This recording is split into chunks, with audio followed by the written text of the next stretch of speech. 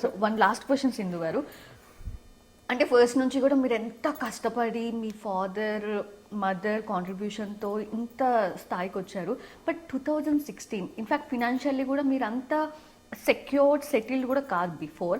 So 2016 ఎప్పుడైతే ఆ moment మీ లైఫ్లో జరిగిందో, so all of a sudden ఎన్ని ఎన్ని అవార్డ్స్ రివార్డ్స్ వచ్చి అలా పడటం, డబ్బులు చూడటం, ఓకే అందరి నుంచి కాంప్లిమెంట్స్, అంత పెద్ద మూమెంట్ని మీరు ఎట్లా బ్యాలెన్స్ చేసుకోగలిగారు? లైక్ ఎక్కకుండా అంటారు కదా అట్లా.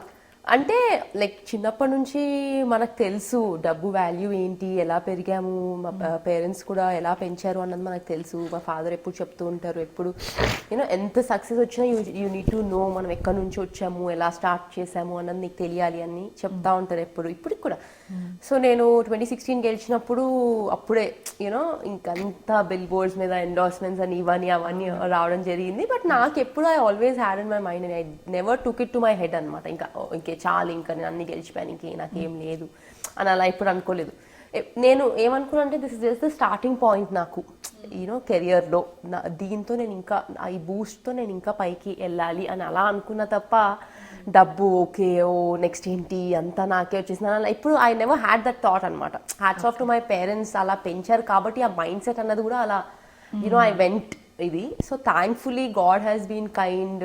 దేవుడు ఎప్పుడు ఎవ్రీ టైమ్ నేను అనుకుంటాను అనమాట. So I'm lucky because in a way చాలా మంది అంతా అచీవ్ చేసేసారు ఇంకేంటి అంటారు, కానీ in a way that my parents, I'm lucky to have father-in-law and mother-in-law also, because they're always very supportive.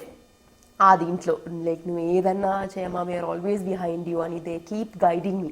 Okay, so in a way I'm lucky. So మీతో మాట్లాడుతుంటే అసలు నాకు టైం తెలియట్లేదు, బట్ మీకు ఎంత టైం ఇంపార్టెంట్ నాకు తెలుసు కాబట్టి సో ఇంతటితో ముగిస్తున్నాను. But next time me anniversary special కన్నా మీరు మళ్ళీ ఒకసారి టైం ఇస్తే మేము కాస్త హ్యాపీ అవుతాము.